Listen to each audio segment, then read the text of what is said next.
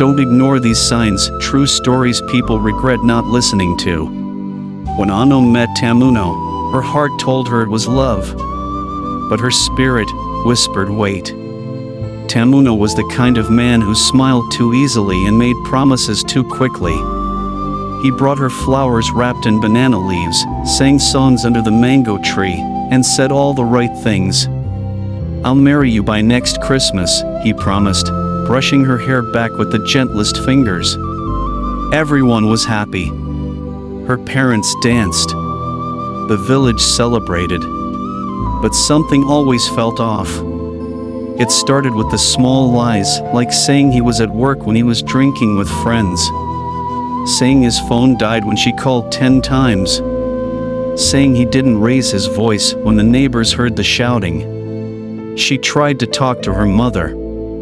"Mama, sometimes he scares me. He can be sweet, but sometimes his eyes, they change." Her mother said, "Men are like that. Be patient. You're not perfect either." One day, after a little argument, he slapped her. Just once. Then he cried. Then he begged. Then he swore it would never happen again. Her best friend, Ada, said, "Anom, this is a sign. Don't ignore it. You haven't married him yet." But Anom silenced her. "You don't understand. He's going through a lot. He loves me."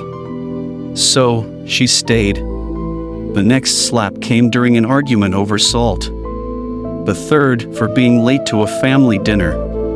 She covered the bruises with powder. She wore long sleeves during Harmattan. And each time he said sorry, she told herself it was love. That maybe she was the problem. Until one night, he didn't stop. He pushed her hard against the wall. Her head hit something.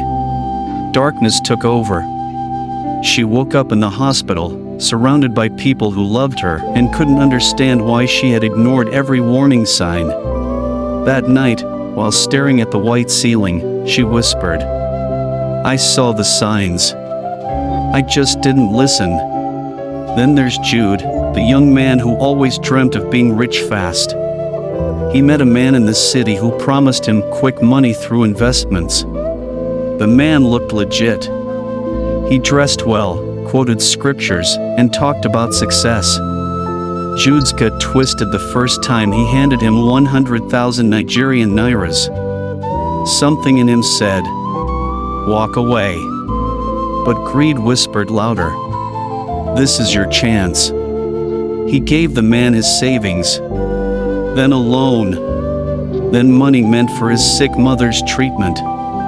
A week later, the man disappeared. Blocked. Gone. And all Jude had left were empty bank alerts and a broken mother. He sat in silence, staring at the wall of his one-room apartment and said, "Something told me, but I ignored it." Finally, there was Mama Kemi, the trader. She always had a pain in her left breast, but she kept rubbing balm on it. "It's just from carrying heavy loads," she'd say. When her daughter begged her to go for a checkup, she laughed. "Cancer? God forbid. It's not my portion." But the pain worsened. Then came the swelling. Then the blood. By the time she went to the hospital, it was too late. Stage 4. She held her daughter's hand and whispered, "The signs were there. I thought it was nothing." The signs are always there. In the relationship. In the friendship. In the business. In the body. Don't let your silence become your sorrow. Listen when your spirit speaks, because regret often sounds like "I should have known."